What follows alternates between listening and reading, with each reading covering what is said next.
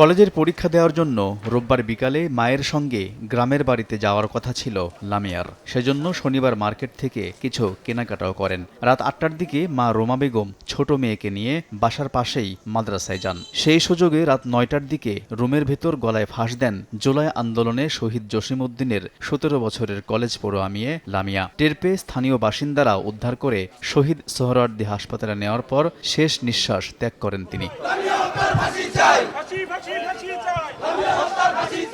গত ১৮ মার্চ পটুয়াখালীর দুমকি উপজেলার পাঙ্গাশিয়া ইউনিয়নে কলেজ ছাত্রী লামিয়া নিজ বাড়ি থেকে নানা বাড়ি যাওয়ার পথে সংঘবদ্ধ ধর্ষণের শিকার হন। পরে নিজেই বাদী হয়ে আসামিদের বিরুদ্ধে মামলাও দায়ের করেন। এ ঘটনার পর লামিয়া সহ পুরো পরিবার বিপর্যস্ত হয়ে পড়েন। সামাজিক লজ্জা, চাপ ও নানা শঙ্কায় লামিয়া চরম হতাশায় ভুগছিলেন বলে জানায় শোকাহত পরিবার। মামলা হওয়ার পর আসামিদের পক্ষ থেকে বিভিন্ন হুমকি দেওয়া হয়েছে বলেও অভিযোগ পরিবারের। তারা প্রভাবশালী, ভয়ভীতি দেখাইতে পারে, দেখাইছে, আগে থেকেও দেখানো হয়েছে। কেন আমারও একবার বলা হয়েছে যে তোমার ফুফাতো ভাইয়ের মেয়েটা এভাবে আমাদের নামে মামলা করছে, তা তোমরা এটা মিলিয়ে দিলে করো।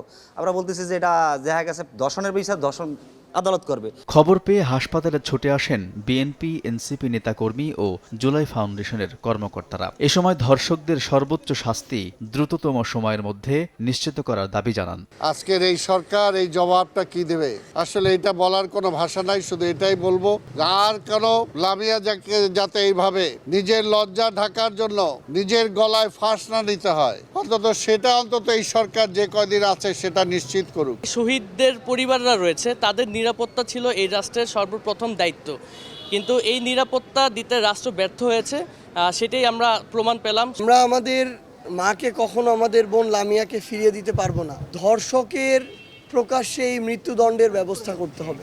ময়না তদন্ত শেষে লামিয়ার মরদেহ গ্রামের বাড়িতে পাঠানো হবে বলে জানিয়েছে পুলিশ। সম্ভবত পিএম হবে, পিএম হওয়ার পরে লাশ হস্তান্তর হবে। পোস্টমর্টেম কি রাতে হওয়ার সুযোগ আছে?